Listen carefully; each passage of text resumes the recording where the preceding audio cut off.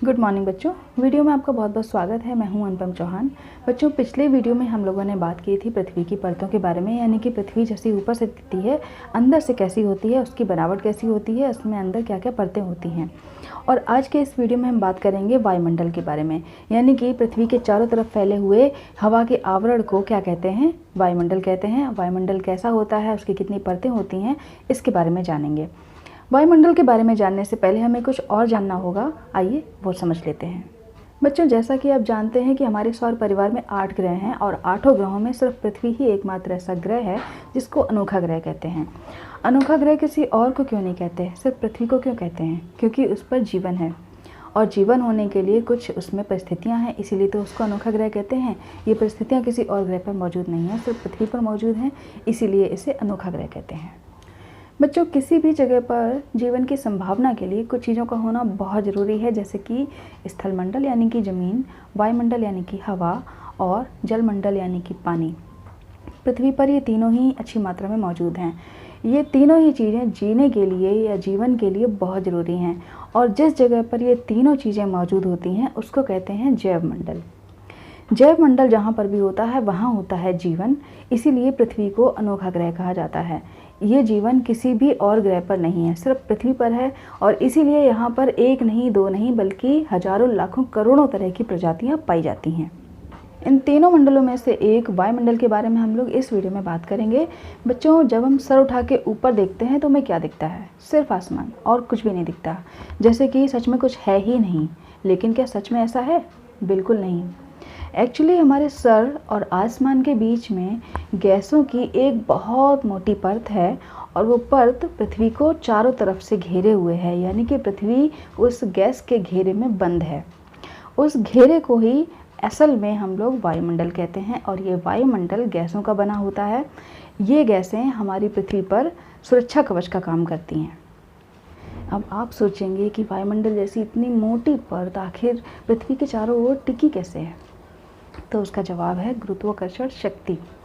गुरुत्वाकर्षण शक्ति वो चुंबकीय शक्ति है जो हर चीज़ को अपनी तरफ खींचती है। उसी की वजह से पृथ्वी पर सारी चीज़ें अपनी अपनी जगह पर फिक्स हैं। जैसे कि चुंबक लोहे को अपनी तरफ खींचती है, वैसे ही गुरुत्वाकर्षण शक्ति सब चीज़ों को अपनी तरफ खींचती है। इसी वजह से पृथ्वी के बाहर कुछ नहीं जा सकता। वायुमंडल की ये परतें पृथ्वी की एक तरह से सुरक्षा कवच का काम करती हैं, यानी कि प्रोटेक्शन शील्ड के रूप में पृथ्वी के बाहर की सभी मुसीबतों से हम सबको बचाती हैं। अगर ये परतें ना हों तो सूरज की रोशनी या ताप हम तक सीधा आएगा, यानी कि डायरेक्ट, और इतनी ताप, ऊर्जा, रोशनी ना तो हम बर्दाश्त कर सकते हैं और ना ही ये पृथ्वी, सब कुछ जलकर नष्ट हो सकता है। इसीलिए वायुमंडल सूरज की रोशनी को हम तक छन छन कर पहुँचने देता है और हम सर्वाइव कर पाते हैं। अब समझ लेते हैं कि वायुमंडल का निर्माण कैसे हुआ है, यानी कि ये बना कैसे है। तो वायुमंडल बना है 3 चीज़ों से: गैस, जलवाष्प और धूल के कण। इन तीनों में पहले नंबर पर आता है गैसें। गैसों के बारे में समझ लेते हैं कि वायुमंडल में ऐसे देखा जाए तो बहुत सी गैसें हैं, लेकिन मात्रा के आधार पर देखा जाए तो 4 गैसें मेन हैं। उसमें पहले नंबर पर है नाइट्रोजन। नाइट्रोजन वायुमंडल में 73% है। दूसरे नंबर पर आता है ऑक्सीजन, जो हम सांस लेने के लिए यूज़ करते हैं।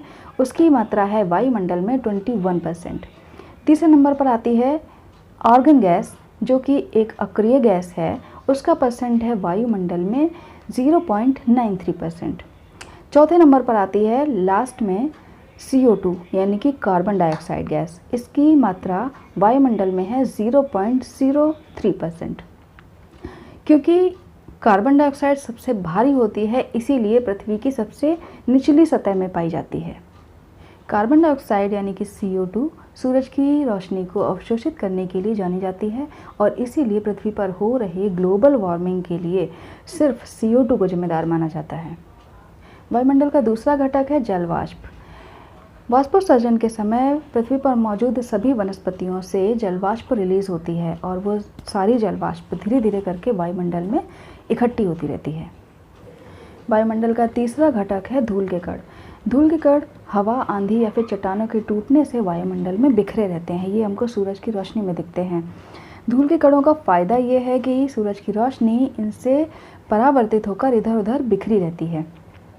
क्योंकि सूरज की रोशनी इन्हीं से परावर्तित होती है, इसीलिए आसमान दिन के समय हमें नीला और रात के समय में हमें काला दिखाई देता है। वायुमंडल के घटकों के बारे में जानने के बाद अब बात करते हैं वायुमंडल की परतों के बारे में, यानी कि वायुमंडल में कितनी परतें हैं, किस किस सीक्वेंस में हैं, कितनी कितनी ऊंचाई पर हैं।